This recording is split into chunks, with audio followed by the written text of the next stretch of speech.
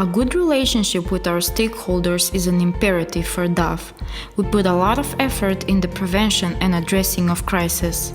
In the Public Relations Department, we're closely acquainted with crisis communication. Crisis communication is a subspecialty of the public relations profession that is designed to protect and defend anyone facing a public challenge to its reputation. There are two parts in the process of dealing with crisis. First, there are measures that need to be taken in order to prevent a crisis. Those measures include assembling a crisis communication team, anticipating crisis, training spokesperson, and establishing monitoring systems. However, even if all of these measures are applied, things can always go out of hand. The second part of crisis management focuses on dealing with crises after their breakout. It includes instructions about the best ways to put an end to a crisis with minimum damage to the company. Let us have a look on a real-life example and see if the company in this case successfully addressed this crisis. On April 20th, 2010, an explosion was declared in the oil rig Deepwater Horizon owned by British Petroleum. 11 crew members died and the economic and environmental impacts were considerable. British Petroleum tried to limit or delay the flow of information.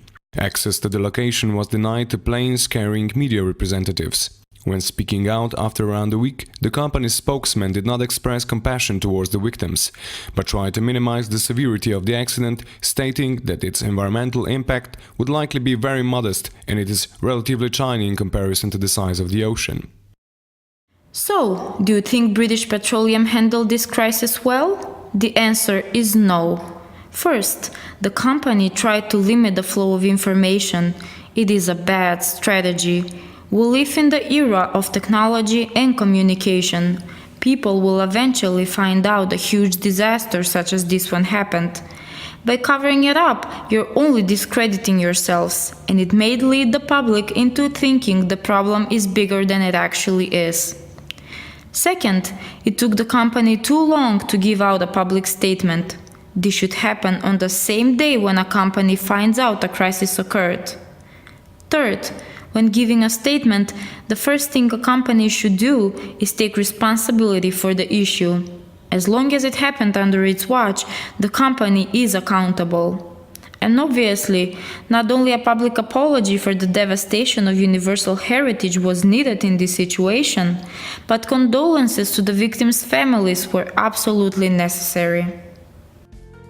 We hope that today we taught you a valuable lesson about avoiding and handling a crisis that has already occurred. Remember, beauty is everywhere. Let us incorporate beauty in our work too. Welcome to DAF.